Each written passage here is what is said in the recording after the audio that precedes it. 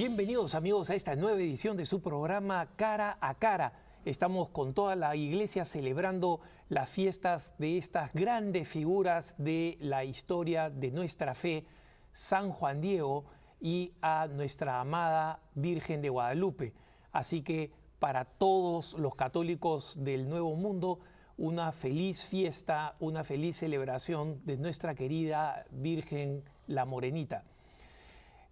Quiero también agradecerles, como siempre, los correos que nos hacen llegar habitualmente a caracara@ewtn.com. Como saben ustedes, son siempre una ocasión maravillosa para poder mantenernos unidos como partes de la Iglesia, conociendo las dificultades, las distintas circunstancias por las que pasan y que nosotros presentamos como oraciones, como siempre lo digo, y además leemos cada una de ellas. Absolutamente ninguna de ellas se nos pasa. Como saben, nos resulta imposible responder directamente a los correos electrónicos, entonces les pido que cuando nos escriban no nos digan: Alejandro, ¿me puedes explicar dónde puedo encontrar? Porque lamentablemente no es posible por el volumen responder personalmente a los correos.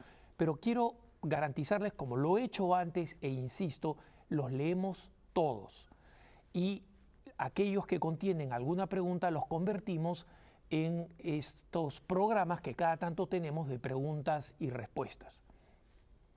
Hace algunos meses tuvimos el auténtico privilegio de contar con no solamente un cristiano caldeo de origen iraquí que es sobreviviente de la brutalidad islámica en su nación y en las otras naciones del Oriente Medio, sino que es también un experto en la lengua árabe y en la historia del Islam. Ustedes lo recordarán, es el doctor Raad Salam Naaman. El doctor Raad, tal como le pedimos, está de vuelta con nosotros para hablar en esta ocasión sobre una religión que en este momento ha tomado las primeras planas de los periódicos, pero que lamentablemente muy pocos conocen, y me refiero al Islam. Doctor Raad, bienvenido al programa. Muchas gracias, Alejandro, de nuevo. Y gracias por estar otra vez con nosotros. Un placer para mí siempre. Doctor, vamos al grano porque sé por las conversaciones que hemos tenido fuera de cámaras que la historia del Islam, desde sus orígenes hasta el punto el que ha llegado ahora y la barbarie de la que es protagonista, es una historia larga y compleja. Y existen muchas ramas dentro de ramas, es decir, es una realidad complicada. Entonces, vayamos por el principio, doctor. Usted que conoce estos temas tanto por su conocimiento del lenguaje, del Corán, es decir, del libro sagrado, como de la historia del Islam. ¿Cómo comienza el Islam? ¿Quién es Mahoma y cómo se convierte en la religión que hoy en día es? Bueno, esta pregunta para responderla necesito 10 programas, por lo menos. Pero bueno, vamos a intentar resumir todo ello y aprovechar este rato que tenemos para dar a conocer la realidad de este movimiento. ¿Por qué digo movimiento? Porque para mí el Islam no es una religión. Para mí el Islam es un movimiento social, político, vale para la época el que ha nacido y en el lugar donde ha nacido, en el siglo XVII y en la península arábica. ¿Por qué digo eso? Por sencilla razón. Tú para que crees en una organización, en un partido político, en una fundación, en una religión, pues hay que investigar 3 cosas principales. Primero, sus orígenes. Segundo, el fundador. Y tercero, las doctrinas. Y la cuarta, y es menos importante, pero para también, y compararlo con lo que tú crees para, puedes calificarlo como una religión o una organización y creer en ello. Entonces tenemos fundador, historia y doctrina. Eso es. Entonces, comencemos por ahí. Vamos por la historia, vamos por el fundador del Islam. Mahoma o Mohammed, porque los musulmanes no le gustan que le llaman Mahoma. Mahoma es una traducción hispana o castellano, de la lengua española, de Mohammed. Su nombre es Mohammed bin Abdullah bin Abdul Muttalib. Nació en el año 571. Después de Cristo. Después de Cristo, claro. Claro, porque hay muchos que creen que el Islam es más antiguo que el cristianismo. Pero ¿cómo pueden creer eso? La gente. Hay de todo en este mundo. Por favor.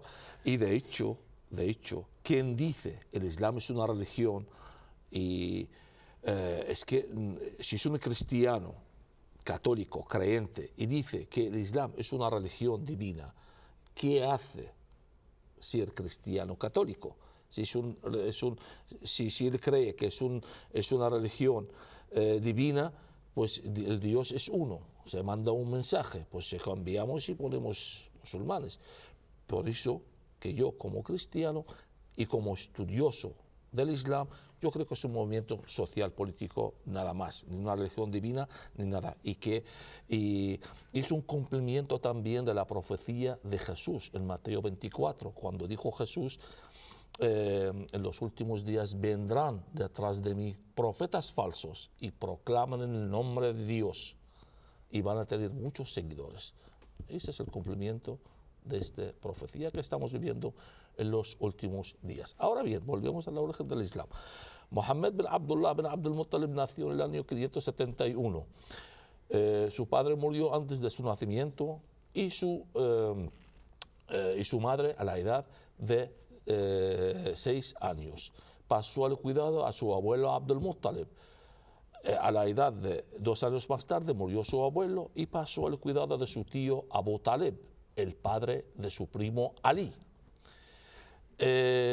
Su infancia no está muy bien clara, no dice nada de su infancia. Muhammad nació en una tribu muy fuerte, se llamaba Quraysh, aunque su tribu era fuerte y muy poderosa, pero Muhammad era pobre, vivía con Abu Talib. Abu Talib su tío tenía muchos hijos y era pobre. Por eso muy joven empezó a trabajar como conductor de caravanas de comercio con su tío Abu Talib, de comercio desde la Meca hasta el norte, hasta Siria y la frontera con Irak. Dicen las traducciones musulmanas que en sus viajes Muhammad se encontraba con muchos monjes. En aquella época, si investigamos aquella época había muchos monjes cristianos nestorianos. ¿Qué es nestoriano? Nestoriano es una iglesia cristiana, se separó de la iglesia católica a partir del concilio de Éfeso del 431. Por lo que se conoce como la herejía nestoriana. ¿No la herejía nestoriana, su fundador fue Nestorio, que era de origen siria, que nació en el 388 en Siria, fue nombrado obispo de Constantinopla en el 428. Pero después del concilio de Éfeso del 431, cuando declararon María es la madre de Jesús, Nestorio dejó entender en sus predicaciones y sus enseñanzas que no estaba de acuerdo con la Trinidad. Por eso San Cirilio, que era el obispo de Alejandría, escribió una carta al Papa Silvestre y luego le expulsaron a Libia, Nestorio, donde murió en el año 438. Ahora bien, las enseñanzas de Nestorio se extendieron en toda Mesopotamia y llegaron hasta la península arábica. Y tenía seguidores. Y él enseñaba de que Jesús era un profeta raso. O sea, no creían en la Trinidad ni en la divinidad, de Jesús. Y de ahí viene el Islam. Pues Mahoma se encontró con muchos monjes en el camino con estos viajes. Uno de ellos, conocido, un monje, se llamaba Bahira. Hay poco. Yo la verdad quería investigar mucho sobre este monje y no encontré muchas cosas. La única cosa que encontré que decían que este monje era muy versado, muy conocedor de las escrituras antiguas, tanto el Antiguo Testamento como el Nuevo Testamento, y predijo la carrera profética de Mahoma. Él el que recogió a Mahoma y le enseñó todas las escrituras antiguas. Bueno, a la edad de 25 años, Muhammad pasó al servicio de una viuda rica, se llamaba Khadija. No era viuda, Khadija estaba casada 2 veces, una vez divorciada y la segunda vez se viuda. Pero, en fin, y luego finalmente se casó con ella. Khadija tenía un primo hermano que le llamaban el sacerdote de la Meca, se llamaba Waraqa bin Nawfal, también era sacerdote nestoriano. Según mis investigaciones... O sea, un cristiano hereje, digamos así. Hereje, la herejía nestoriana. La herejía nestoriana. Waraqa bin Nawfal era muy inteligente, conocía muy bien las escrituras antiguas, hablaba el arameo, el hebreo, y era un traductor y muy versado. Waraqa bin Nawfal vivía con Khadija en su casa, y según las traducciones musulmanas y mis investigaciones, que Waraqa bin Nawfal, quien celebró la ceremonia del matrimonio de Mahoma con Khadija, quien dirigió la boda, quien celebró toda la ceremonia. Yo pregunto, que alguien me escucha, si un sacerdote celebra una ceremonia, ¿a qué rito? A su rito. Claro. Por lo tanto, llegamos a la conclusión de que Mahoma era un cristiano nestoriano y se estudió a mano de Waraqa bin Nawfal. Todo el conocimiento el que tenía era de este sacerdote Waraqa bin Nawfal, que según las traducciones musulmanas vivió con Mahoma durante 15 años en la misma casa. En estos 15 años pudo enseñarle muchísimo. De hecho, Mahoma no se casó con ninguna mujer hasta la muerte de este sacerdote y la muerte de Khadija. Y ya luego empezó a hacer la carrera matrimonial el que tuvo Mahoma. Se dice, en el año 610, Mahoma tenía la costumbre de retirarse a unas cuevas, a las montañas, a las afueras de la Meca, para hacer sus meditaciones y sus oraciones. Pero no se explican cuáles son estas oraciones y estas meditaciones. Además, yo pregunto, ¿no podía ser que Mahoma también estaba metido en algunas sectas de estas sectas que salen de la región asturiana, que tenían estas prácticas religiosas, que iban a retiro a las cuevas? Cuando dices sectas, ¿dirías sectas de carácter gnóstico? O sea... Gnóstico, sí, claro. Okay, claro, o sea, estamos hablando, digamos, de la versión antigua de lo que hoy sería el New Age, por decirlo de alguna forma. Eso es. Para que nuestros televidentes entiendan. Muy bien. ¿No? Tú conoces bien tus audientes. Creo. Bueno, pues Mahoma, se dice, en el mes de Ramadán del año 610, en uno de sus retiros, escuchó una voz a nombrarle como profeta y mensajero de Dios. Luego más tarde fue identificado esta voz como el voz del arcángel Gabriel. Bajó Mahoma y le dijo a su mujer, y su mujer Khadija pues creyó en él como profeta y mensajero de Dios. Los primeros, el que empezaron a creer en él fue, la primera su mujer Khadija, y el primer hombre fue Ali, su primo, y también Zaid. ¿Quién es Zaid? Quédate con este nombre. Zaid es el hijo adoptado de Mahoma. Le llamaban Zaid bin Muhammad, Zaid, hijo de Mahoma. Este era un esclavo de Khadija, y cuando Mahoma se casó con ella, con Khadija le regaló Zaid como un hijo adoptado suyo. En aquel tiempo, la época antigua, preislámica, un hijo adoptado es que como era un hijo biológico, claro, o sea, se consideraba como un hijo biológico. Recibía todos los derechos. Todos. Bueno, lentamente empezó a crecer los seguidores de Mahoma. Poco a poco entró al Islam su amigo Abu Bakr, el padre de Aisha, quédate también con este nombre. Y luego otro amigo, Omar, una persona muy poderosa de la Meca. Pero su tribu, su gente de la Meca, empezaron a perseguirle, no creían en él, empezaron a molestarle. ¿Quién es este loco que se cree profeta? Eso, cree profeta y dice estas cosas. Y no tuvo más remedio Mahoma que escaparse de la Meca porque estaban planteando de matarle. Se escapó de la Meca y se fue al Madina en el año 622 y se llama el Hijra. Es Claro, ahí empieza el calendario gira, musulmán. así es, efectivamente. Pues cuando llegó Mahoma al Madina, era a 400 kilómetros de la Meca, al norte de la Meca. Es por si acaso lo que hoy en día se conoce como Medina, ¿no? Sí.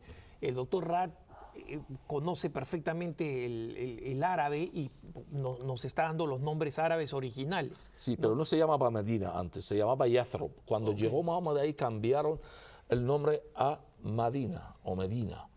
¿Qué significa? La ciudad del profeta, hasta hoy día. Pues cuando llegó ahí, la ciudad se ve dividida en dos partes. La mitad de la ciudad eran árabes, paganos. Enseguida creyeron en él, se convirtieron al Islam y lo nombraron jefe político y religioso de la ciudad. La otra mitad eran tribus judíos, que era el Aus, el Khazraj y el Qada'a. 3 tribus, lo nombro. Parte de la diáspora después de la destrucción que habían salido por todos Claro, lados claro, los judíos. por todos los judíos. Llegaron hasta la península arábica. Pues estos judíos, cuando le nombraron a Mahoma como jefe de la ciudad, pues ellos no les importaba. Dijeron, vale, pues hacemos un pacto contigo, nosotros nos importa que eres el jefe de la ciudad, pero nos das el derecho de practicar nuestra religión. El principio Mahoma aceptó y firmó este pacto. Pero Mahoma al principio era débil, no tenía muchos seguidores. Por eso hablaba de la concisión, del consenso, del diálogo, de la convivencia con otras religiones. Pero ya luego cuando se hizo fuerte y tuvo muchos seguidores, un gran ejército, el primero que hizo a romper el pacto con los judíos en el año 624. Conquistó las 3 tribus judías, empezó a matar a todos los hombres y llevar a las mujeres como esclavas sexuales para los musulmanes. Entre ellos, una mujer, su octava mujer, se llamaba Yuriya. Yuriya mató a su padre, su marido, le cortó el cuello, Ka'b al-Ashraf se llamaba, era un poeta, le cortó el cuello, de ahí viene la decapitación en el Estado Islámico. Luego, si quieres, les explico de dónde viene esta práctica. Viene de ahí, de Mahoma. Y mató todos sus hijos. Y llevó a Yuriya, era muy guapa, y se acostó con ella el mismo día del entierro. Eso lo dicen los libros islámicos mismos. Si alguien está oyendo y sabe árabe, que por favor, que vuelve. Hay muchos libros. El Bidaya wa Nihaya ibn Kathir, el Tabari, muchísimos libros que hablan de ello. Ar-Rahiq al-Maktum, un libro muy, muy importante para los musulmanes también. Alguien puede leer todo eso. La novena mujer también de Mahoma se llama Safiya. También mató a su padre, sus hijos y su marido y se casó con ella. Mohammed tuvo 10 mujeres oficialmente y 2 concubinas, entre ellas una cristiana, la Maryam al-Qoptiyya o María la Copta. Además de eso, Mohammed practicaba el matrimonio de placer o el matrimonio temporal. Hasta hoy día estamos en el siglo XXI, se practica este matrimonio en Irán, en Arabia Saudita y en Egipto también. Hoy día se practica. Es una prostitución oculta, es un matrimonio de X tiempo, el marido o el hombre paga tanto dinero, se casa con esta mujer, se acuesta con ella el tiempo el que está registrado en el contrato. Cuando termina el tiempo, se divorcia de ella y no pasa nada. O sea, básicamente es una prostitución cubierta.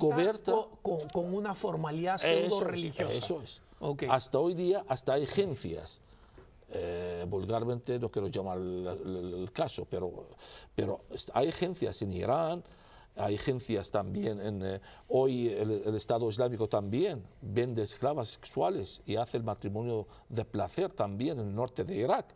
Y en Egipto también empezaron a practicar este matrimonio. Mohammed llegó a tener 55 mujeres con nombre y apellido. Además, estoy investigando la vida de Mohammed, el fundador, para que veamos qué profeta es este. La tercera mujer de Mohammed, Aisha, se casó con ella cuando él tenía 50 años y ella 6 años. Y dicen los historiadores y los libros islámicos, dice, y se acostó con ella cuando ella tenía 3 años más tarde. Cuando él tenía 53 años y ella 9 años. ¿Qué profeta es este? ¿Este cómo se llama? Un pervertido. Y luego los musulmanes pues excusan y decían que una mujer en aquel tiempo de 6 años era una mujer. Pero fíjate lo que dice. Hay una musulmana, doctora, profesora musulmana, sin duda, no hay ninguna duda en su Islam. Tiene un libro, se llama Nisa al-Nabi, las mujeres del profeta. Y dice en su libro textualmente, dice, cuando se casó Mohammed con Aisha, la madre de Aisha se fue a coger su hija que estaba jugando con las niñas en la calle, le lavó la cara, le peinó y le puso encima de las piernas de Mohammed. Era una niña, con las niñas estaba jugando. Bueno, esa es la tercera mujer. La séptima mujer, Zainab, no quiero hablar de todas, las más destacadas. Zainab era su prima, hija de su tía, y estaba casada con su hijo adoptado Zayd.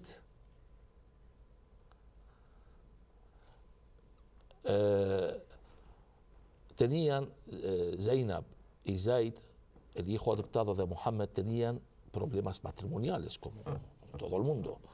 Y claro, el hijo ¿a dónde va? Pues va a su padre a pedirle consejos y para que le ayude. Pues dicen los historiadores, un día Mohammed se fue a visitar a su hijo a su casa. No pasa nada, ¿no? El padre visita a su hijo. Abrió la puerta y entró en casa de su hijo. Pero no estaba el hijo Zayd. Estaba la mujer ligera de ropa. Y dijo Mohammed, eso es lo cuentan los historiadores. Juro que yo solamente traduzco lo que ellos escriben, los historiadores musulmanes. Que Dios me libre, yo no tengo nada contra Mohammed, ni tampoco he estado ahí. Y dijo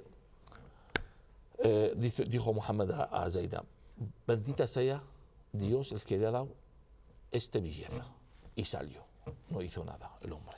Pero cuando vino su hijo, la mujer le contó a su hijo, dijo, vino tu padre y me dijo eso y se fue. El hijo, como conoce al padre, se fue corriendo y le dijo a su padre, papá, ¿te gusta mi mujer? Dice, sí, con la bendición de Dios, te divorcias de ella y me caso yo con ella. Y así fue. Se divorció Zayd de su mujer y Mohammed se casó con ella. Y ya la historia no se habla de Zayd para nada. Pero no hasta aquí. Quiero mostrar una cosa a mí para mostrar lo que estoy diciendo. El Corán es la fuente. Nosotros queremos que la gente vean que no estamos inventando nada. Claro, en aquel tiempo un hombre se casa con la mujer de su hijo, era un escándalo. La tribu empezó, todos los musulmanes, a hablar de ello. Mohammed se fue a la montaña, bajó, dijo un versículo, que no es la voluntad mía, es la voluntad de Dios. El versículo está ahí, mira. La sura 33, 37. Por favor, quien tiene el Corán ahí al lado, lo lee. Alejandro, por favor. Sura 33, 637. Y recuerda, oh Muhammad, cuando dijiste a Zaid ibn Haritha, Zaid, Zaid, el hijo. a quien Alá había agraciado con el Islam, y tú habías favorecido liberándolo de la esclavitud, como nos explicaste. Quédate con tu esposa y teme a Alá. Ocultaste así lo que Alá haría manifiesto porque temiste lo que diría la gente, pero Alá es más digno de ser temido. Cuando Zaid terminó con el vínculo conyugal y su ex esposa haya concluido con el tiempo de espera luego del divorcio, te la concederemos en matrimonio para que los creyentes no tengan ningún impedimento en casarse con las ex esposas de sus hijos adoptivos si es que éstos deciden separarse de ellas, y sabed que esto es un precepto de Alá que debe ser acatado. Rad, obviamente nos has hecho una historia que si fuera una película sería mayores de 75 años, ¿no? Vayamos ahora para poder aprovechar al máximo el tiempo limitado que tenemos, es el surgimiento del Corán. ¿Cómo, en medio de todo este contexto, de todas estas historias, de todo esto, cómo surge el Corán? ¿Cómo comienza Mahoma, Mohammed, a escribir el Corán? ¿Y qué explicación da respecto de su escritura y de su naturaleza? No, Mohammed no escribió el Corán. Mohammed era un analfabeto, no sabía escribir ni leer. Y el comienzo del Islam fue oralmente. Mohammed se subía a la montaña, recibía los versículos y los decía a los seguidores, y los seguidores le llevaban de memoria siempre. Con la muerte de Mahoma, en el año 632, murió Mohammed, justo el 4 de julio del 632 murió Mahoma, y el sucesor de Mohammed fue, todos se creían que va a ser Ali, su primo, porque que era el primer hombre en el Islam, era su primo y casado también con su hija preferida Fátima. Pero no fue así, fue elegido Abu Bakr. Abu Bakr gobernó 2 años, también estaba muy ocupado con 2 años en guerras contra los apóstatas, porque cuando murió Mahoma había mucha gente entraron al Islam con miedo. Cuando murió Mohammed, pues se quitó el miedo y fueron del Islam. Entonces Abu Bakr se preocupó a luchar contra estos apóstatas. Murió Abu Bakr 2 años más tarde, el 634. También la gente creía que iba a ser Ali. No fue así. Fue elegido Omar, el padre de la segunda esposa de Mohammed, Hafsa. Y Omar, el famoso Omar que hablamos de él, el primer programa. El gran invasor, digamos. Invasor, eso es. Gobernó 12 años, 10 años, perdón. 10 años y la consideran como gracias a él que se extendió el Islam en toda Mesopotamia y el norte de África. Y aún con Omar, el Corán seguía siendo solamente de solamente tradición oral. de traducción. Lo que pasa es que había versiones, había gente que sabía escribir y leer. Por ejemplo, Omar tenía su Corán, él sabía escribir y leer y escribió su Corán. Ali tenía su Corán, Abu Bakr tenía su Corán, y había unos cuantos Coranes por ahí. Pero uno no parecía al otro. Además, en la península arábica había muchos dialectos, entonces cada uno escribía con un dialecto diferente del otro y no se entendía bien y aparte lo interpretaban peor. Omar fue asesinado en el año 644 a mano de un esclavo suyo, se llamaba Fairuz, de origen persa, porque Omar mismo mató a toda su familia. Y este Fairuz se aprovechó un día, Omar estaba rezando y vino por atrás y le clavó un cuchillo. Fue elegido Otomán. Otomán, ¿quién es? Es de la familia de la clan de Mahoma. Era una persona muy rica y muy poderosa. Y estaba casado con 2 hijas de Mohammed. Mohammed no tuvo hijos, tuvo solamente hijas, 4 hijas. Kalthum y Ruqayya. Otomán gobernó 12 años. Los historiadores reparten su época la mitad. Los primeros 6 años fueron años de devoción y de oración y de tranquilidad. Las segundas 6 años fueron años de corrupción y de mucho, digamos, él nombraba gente de su familia como gobernantes. Entonces, Un gran nepotismo, eso digamos. quería que su clan, el que gobernaba todo. Y también fue gracias a Otomán que él escribió el Corán. ¿Por qué? Porque fue por un consejo que recibió de los seguidores. Le dijeron, bueno, que están muriendo muchísima gente que llevaban el Corán de memoria. Entonces vamos a escribir el Corán. Aparte que hay muchísimos Coranes y uno no para hacer otro. ¿Y qué hacemos? Pues tenemos que hacer un Corán ahora. Pues en el año 650, justo, Otomán llamó a 7 de los mejores conocedores del Corán, entre ellos el secretario personal de Mahoma, en aquel tiempo se llamaba Hassan ben Thabit, y mandó a escribir el Corán. Cada uno escribió el Corán de una forma diferente. Y finalmente Otomán eligió uno de los Coranes y dijo, este es el Corán verdadero. Y ahora mi pregunta, ¿y cómo sabe que este es el Corán verdadero?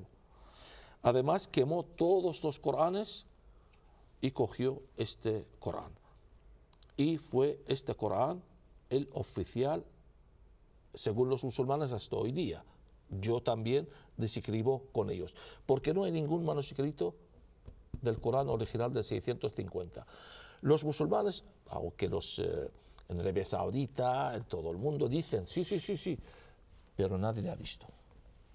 No hay nada. Hay solamente 2 manuscritos antiguos del Corán. Uno está en Samarcanda, otro está en Topkapi, en Turquía, pero los 2 Coranes esos se remontan al siglo 8, no al 650, al siglo 7. Además, yo describo, en mi libro también lo explico eso. Tengo un libro que se llama Desvelando el Islam, hablando de este tema. ¿Cómo se llama el libro de nuevo? Desvelando el Islam. Y tengo otro también, todo sobre el Islam, hablando también de todas las tramas del Islam. Todo sobre el Islam y desvelando el Islam. Y luego tengo también otro, se llama ¿Qué es el Islam? Y la profecía de los profetas en el Islam. Tengo muchos libros sobre el Islam escritos. En aquel tiempo, en la época de Othman, el árabe se escribía sin puntos. Es que es muy difícil de explicarlo aquí. Es que, por ejemplo, no sé cómo explicarlo. Es que las letras árabes llevan puntos arriba, abajo, y según el punto, esa diferencia de letra. El símbolo es lo mismo. Por ejemplo, la N, pues la N se hace así. Si pones un punto arriba es una N, si un punto abajo es una B, si 2 puntos arriba una T, hoy día, el árabe moderno. Pero lo antiguo se escribía sin puntos. Y yo pregunto, ¿cómo se sabe que se está hablando de primera persona, de segunda persona o la tercera persona? ¿Cómo se distingue el verbo sin puntos? Y fueron los puntos supuestos en el siglo VIII. Y no hay ningún libro, no hay ningún Corán, manuscrito del Corán escrito sin punto, todos con puntos. Por lo tanto, no hay manuscrito antiguo de la época de Otomán. Además, hay otros libros, porque las fuentes de la ley islámica, no solamente el Corán, está el Corán y la Sunna. ¿Qué es la Sunna? La Sunna son los dichos, hechos y actos de Mahoma, escritos en 2 libros. Hay más, pero estos libros son oficialmente escritos en el siglo IX. Vamos a entrar luego a lo de la Sunna. Porque en estos libros viene un hadith de Aisha y dice, cuando se escribió el Corán en la época de Muhammad se perdió mucho Corán. Por ejemplo, decía Aisha mismo, dice en un dicho suya en estos libros, dice, la Surat al-Ahzab, la Sura 33, era 200 versículos y hoy día tenemos 73 nada más. ¿dónde están los otros versículos? Explícanos un poco cómo es la estructura del Corán. Hay mucha gente que cree que es una especie de Biblia No, el Corán son leyes. Ok. No es como la Biblia Los o como el grandes Evangelio. capítulos son como, se llaman suras, ¿no es cierto? No, todo se llama sura. Sura es libro. Ok, Es un libro. ok. Es un capítulo o un capítulo. Son Ok. 114 capítulos el que contiene todo el Corán. Está ordenado no por orden Temático. no por el orden de la fecha o de la antigüedad, sino por el tamaño de la sura. El principio, las suras grandes y finalmente las suras pequeñas. Ok. Las suras pequeñas en el sentido de los versículos. Claro, que tienen menos versículos. Claro. El Corán fue escrito en 3 épocas. La primera fue la época cuando Mohammed estaba en la Meca, recibió estos versículos. La segunda, cuando fue al Madina, en el año 622, empezó ahí a recibir también otros versículos. Y la tercera época es cuando regresó a la Meca, conquistó la Meca en el 630 y regresó a la Meca, empezó también a recibir unos versículos. Y en estas 3 épocas. Ahora bien, la pregunta tiene que ser, ¿cuáles son los versículos violentos y cuáles no son violentos? O Claro, hay unas famosas suras de la espada. ¿Nos puedes...? Tauba se llama hoy día el Tauba. No, pero no solamente esto. En el Corán en total hay 255 versículos violentos. Leyes, órdenes a matar judíos y cristianos.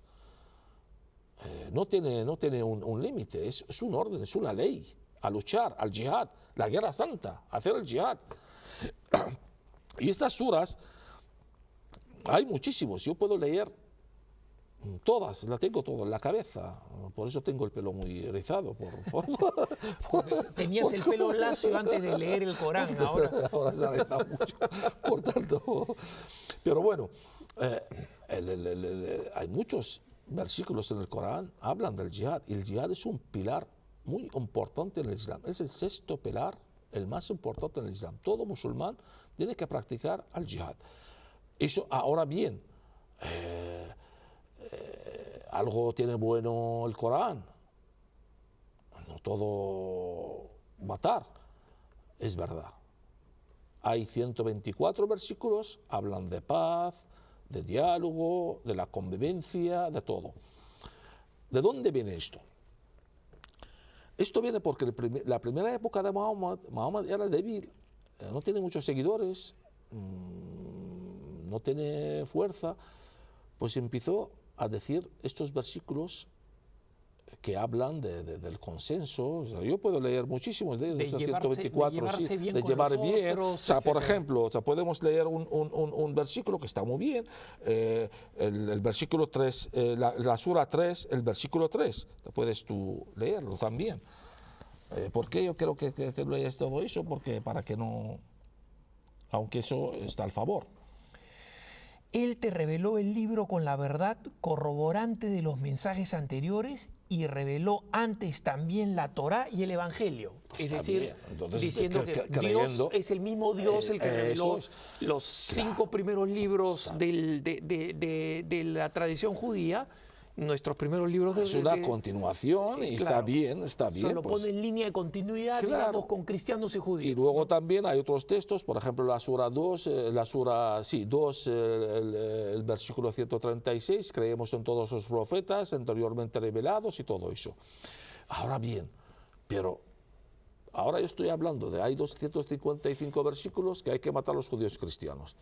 Y vienes ahora y dices que ¿en qué quedamos? Esta fue la pregunta de muchos interesados en el Corán. Hay unas a eso iba, o sea, lo que digamos nos estás explicando a mí, al público, es que básicamente el Corán es un texto, es un libro o una recopilación de textos, para ser un poco más preciso, que contiene enormes contradicciones. O sea, hay frases que dicen una cosa, frases que dicen otras. Claro, pero es que es ahí donde voy. esas contradicciones, pues en el siglo VIII, IX empezaron a los musulmanes, pues viendo estas contradicciones, inventaron una ciencia. Ellos dicen una ciencia muy alta del Islam, es muy complejo de entender. Se llama la ciencia del nasikh o el mansukh. Yo la verdad que estudié durante un año, ellos lo hacen un máster 3 años, y es que se explica en 5 minutos. Los versículos posteriores anulan los versículos anteriores. El nasikh o el mansukh, ¿qué significa? Significa los versículos anulados y los versículos que anulan. Entonces, sencillamente, los versículos estos de buenos y del evangelio, de paz, esos todos fueron en la primera época del Islam. Pero a partir del 624, Mahoma empezó a recibir o a decir los versículos, el que justifican la guerra, la violencia y el yihad. O sea, el criterio de interpretación del Islam básicamente sería... El tema del nasikh o el mansukh es un tema muy complejo para explicar, pero para que se entiendan los oyentes, 5 minutos. Aquello que se le asigna, aquellos que en la tradición musulmana se les asigna como revelados, entre comillas, posteriormente, anulan a los anteriores. Y por eso, por ejemplo, hay las suras, estas todas, el 124, pues hay suras el que anulan. Por ejemplo, como tú dices, la sura que tú siempre dices, le conoces, la sura de Saif o la espada. Esta se llama Sura de Tauba, el arrepentimiento. Ahora cambiaron el nombre de la sura. Y la sura, por ejemplo, el mismo, el 9, el versículo 5, explica muy bien esta anulación. Mira, justo.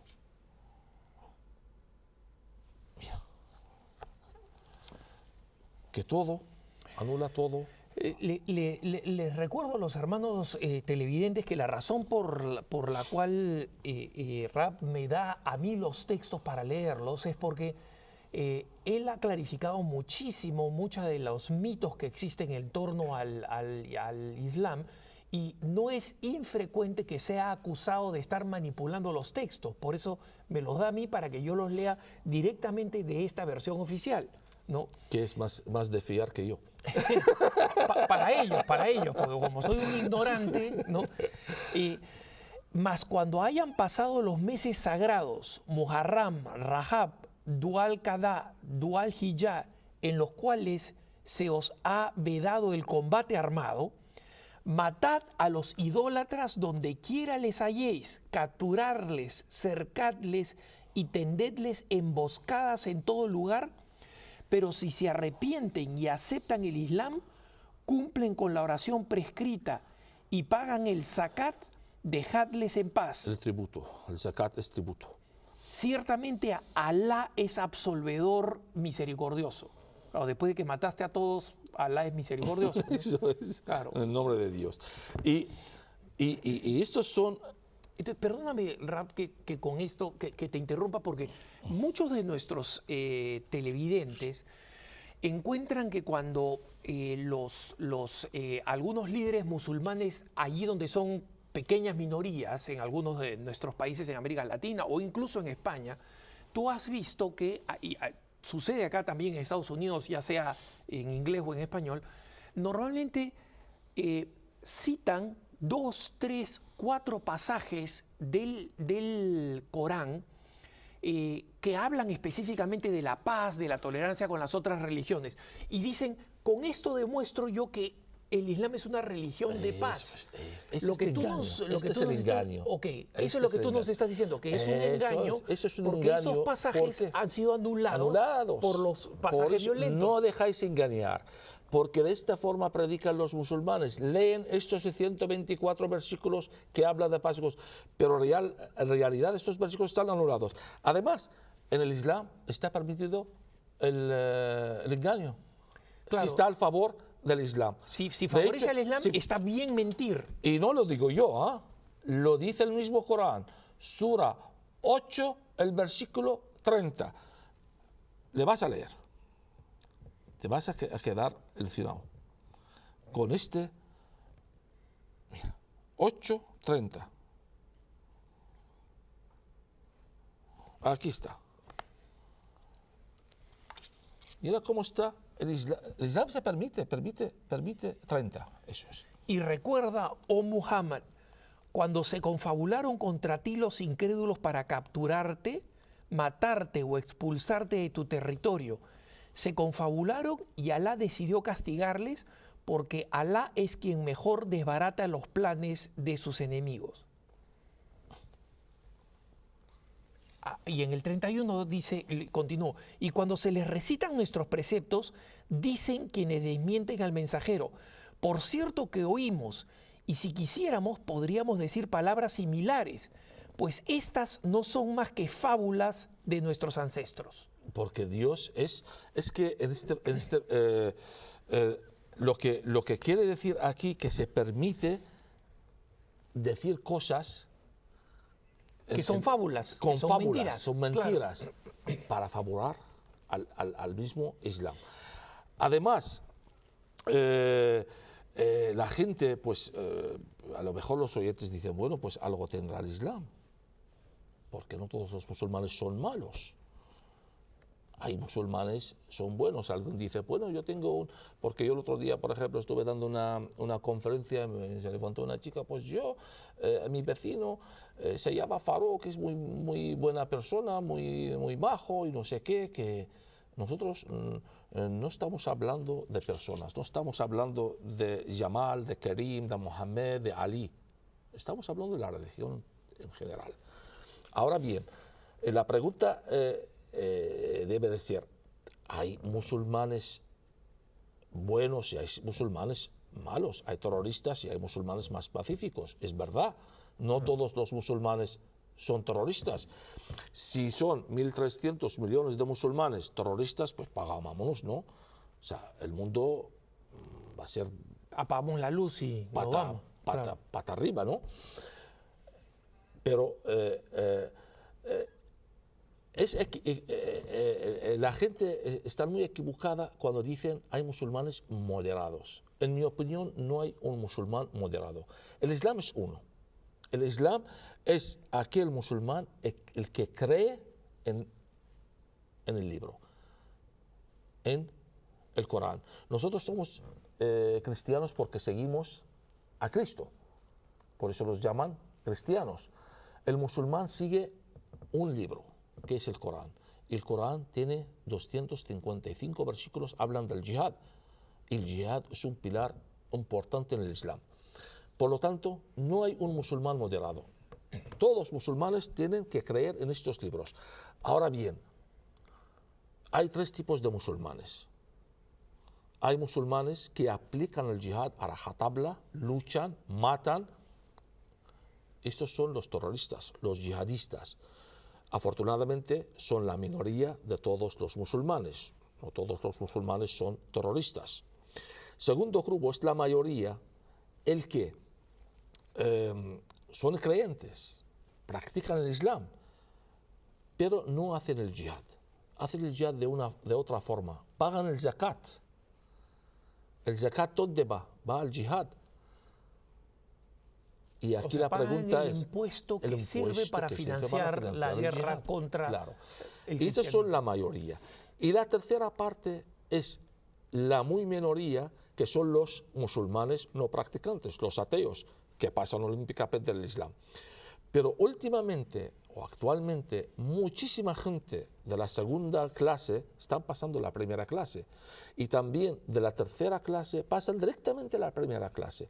Por eso cada vez el Islam está más radical en el mundo, por culpa también, no digamos por culpa, por error del Occidente, porque no ha sabido tratar bien el tema del Islam. No ha conocido el Islam, no se ha preocupado a conocer la realidad del Islam, no ha preocupado de solucionar este gran amenaza el que tenemos actualmente. Pero también hay una ceguera deliberada, Rad, porque el relativismo de Occidente, la corrección política de considerar a todo el mundo bueno, respetar a todo el mundo, también ha producido una serie de cegueras que no quiere señalar cosas que son relativamente claras y objetivas. Pero es que este realmente lo que estamos, porque por falta de conocimiento, porque tú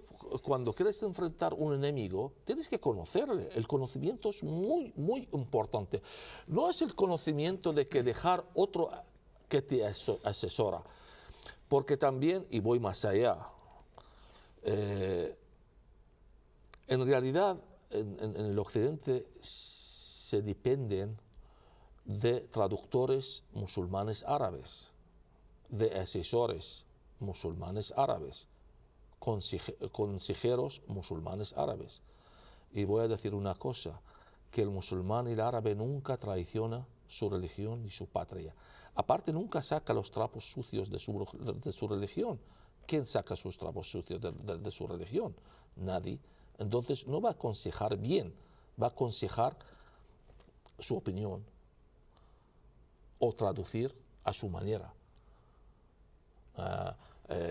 Y por eso tú comentabas, hay que tener cuidado con las versiones del Corán que se leen, porque hay muchas que están bastante distorsionadas, azucaradas, edulcoradas. ¿No? Claro. Y hay que leer el Corán en su idioma de origen, el árabe. Hay que aprender el árabe.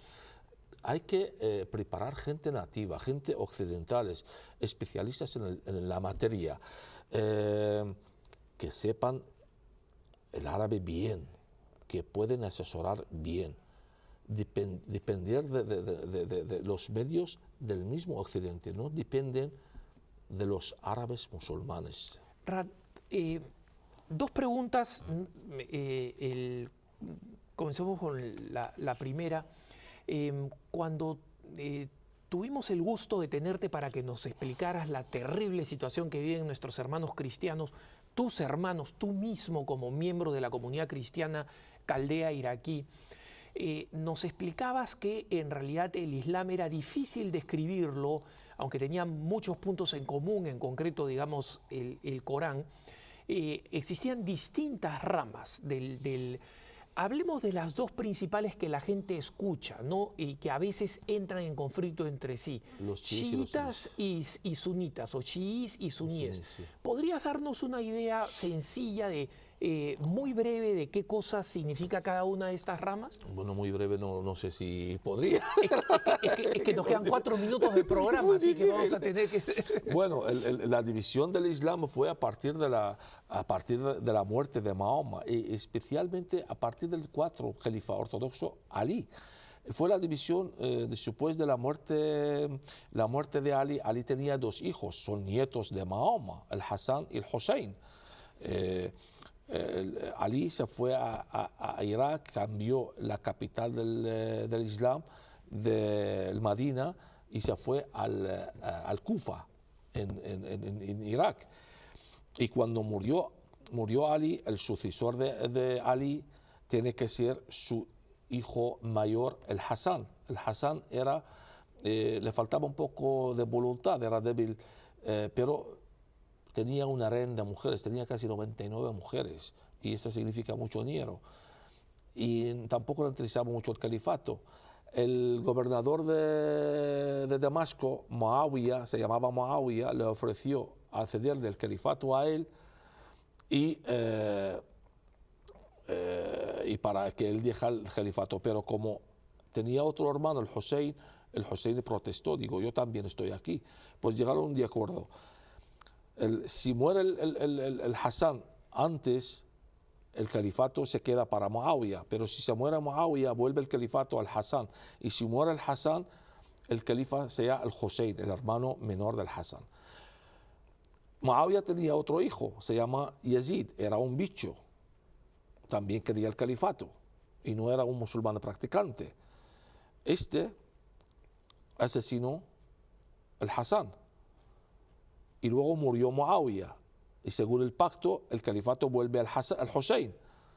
Pero Yazid quería el califato, el hijo de Muawiyah, pues mandó un ejército, mató al Hussein en el año 680 con toda su familia y siguió el califato a Zayd, y ahí se fundó el califato de Umayya en Damasco y acabó con la familia próxima de Muhammad, con 2 hijos. Y ahí fue la división entre chiíes y sunís. Ahí empezó la división. La diferencia entre los dos son diferencias políticas y teológicas. ¿Qué diferencia hay? Pues los sunís, por eso se llaman sunís, creen en el Corán y la Sunna, los dichos y hechos de Mahoma, son 2 libros. Pero los chiíes creen solamente en el Corán. Además, el califato, este es el más importante, es el asunto político. Los chiíes creen que el califa, el gran califa, el sucesor de Mahoma, tiene que ser de la familia próxima de Muhammad, los descendientes de Ali.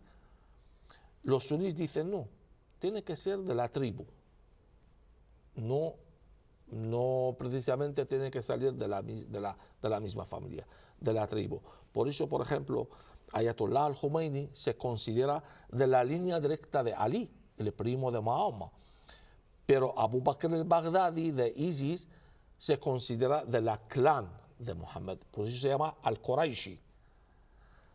El rey de Arabia Saudita es Quraishi también, es de la tribu de Mahoma, pero no es de la familia directa de Muhammad. Las diferencias, hay muchas diferencias, pero las principales son así, aparte de las prácticas de la oración, hacer el jihad, el hajj, la peregrinación también, hay una diferencia, los dos.